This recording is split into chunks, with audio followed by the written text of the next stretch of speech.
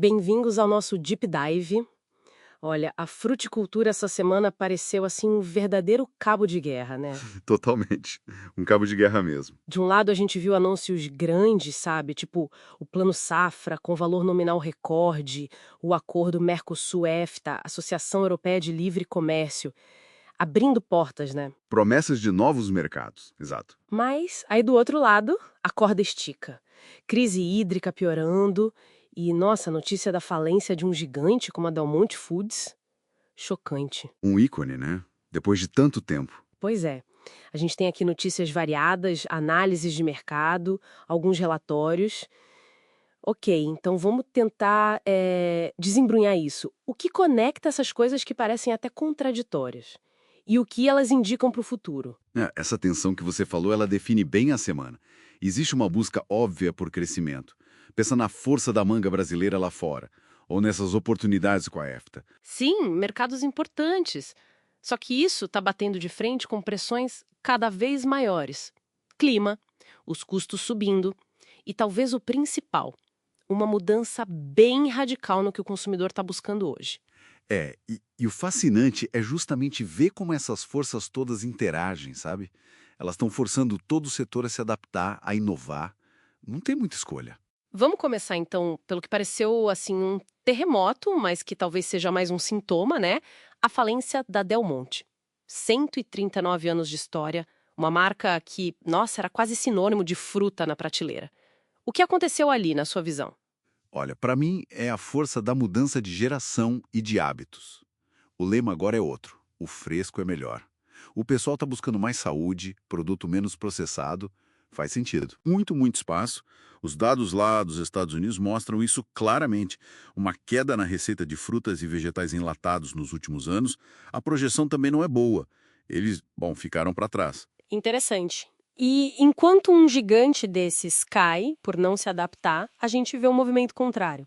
Por exemplo, o abacate colombiano nos Estados Unidos. Não é só volume recorde chegando lá. Não mesmo. Eles têm um branding forte, né? Avocados from Colômbia. E uma estratégia que parece muito bem definida. De logística, janelas de mercado. Qual que é a lição aí? A lição é cristalina, eu diria. Não adianta só ter fruta boa. Precisa ter uma estratégia de mercado muito afiada. E aí, se a gente conecta isso com o quadro maior, Aí entra o acordo com a EFTA. entra como uma luva.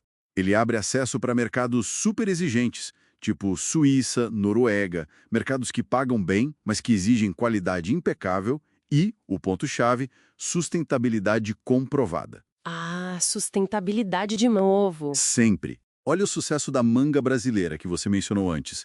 Exportou 350 milhões de dólares em 2024. A demanda global por frescor e por produção sustentável, ela está ditando as regras do jogo hoje. E essa dinâmica global, sabe, de adapte-se ou morra, fica ainda mais clara quando a gente olha aqui para dentro, para os desafios no Brasil. Tivemos o anúncio do Plano Safra. Os números impressionam, né? Sim, 516,2 bilhões para agricultura empresarial, mais 89 bilhões para familiar. São números grandes, mas o aumento real para o empresarial foi pequeno, 1,49% abaixo da inflação. E a gente viu entidades como a FPA, a CNA mostrarem um certo ceticismo, né? Especialmente com os recursos para investimento. Exato. E tem uma regra nova aí que, olha, muda o jogo para o crédito. A exigência do ZARC, o zoneamento agrícola de risco climático, para conseguir acessar o dinheiro do custeio. Essa é nova mesmo, né? A obrigatoriedade. Sim, a obrigatoriedade para o custeio. Agora, junta isso com a crise hídrica, que está severa, afetando do Pantanal até o Sudeste, e ainda tem a nova taxa sobre agrotóxicos que foi confirmada depois da derrubada do veto 47. Nossa, é muita pressão junta. Muita pressão. Isso levanta uma questão bem importante. Como é que se produz com alguma rentabilidade num cenário tão adverso assim? Essa exigência do ZARC de vincular o crédito ao risco climático, isso pegou o pessoal de surpresa ou já era algo mais ou menos esperado? Olha, surpresa total não foi, porque já vinha sendo discutida, né? Mas a obrigatoriedade agora, especificamente para o custeio, aí sim, aumenta a pressão por planejamento ou por adaptação climática em cada região. É mais um fator exigindo eficiência máxima. E a resposta para tudo isso parece vir, pelo menos em parte, da ciência, da inovação. Achei bem interessante aquela pesquisa da Embrapa com a Unicamp, usando óleos essenciais. Assim, dos óleos essenciais, muito promissor. Orégano, canela, alecrim, pimenta.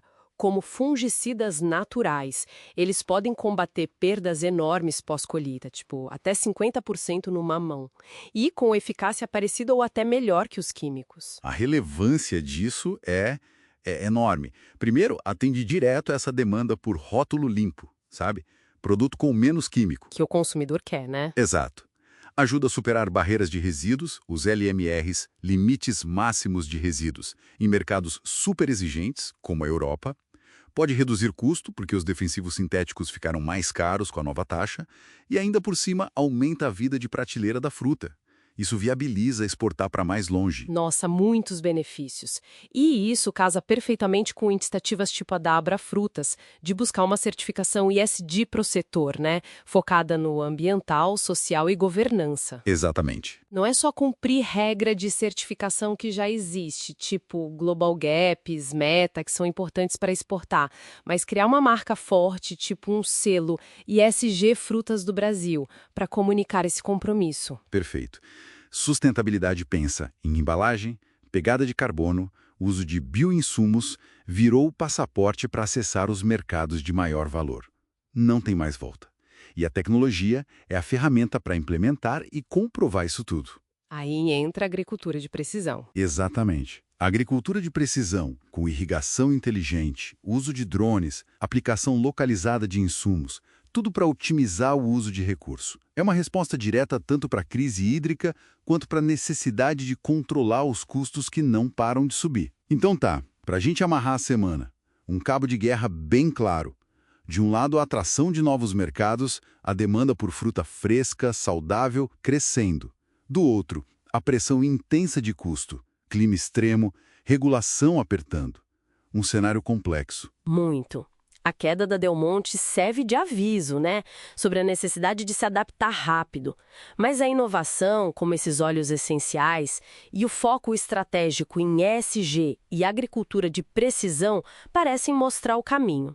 O que fica evidente é a urgência por agilidade, por estratégia e, assim, uma busca implacável por eficiência e sustentabilidade. Sem dúvida. E para deixar uma reflexão final para o nosso ouvinte.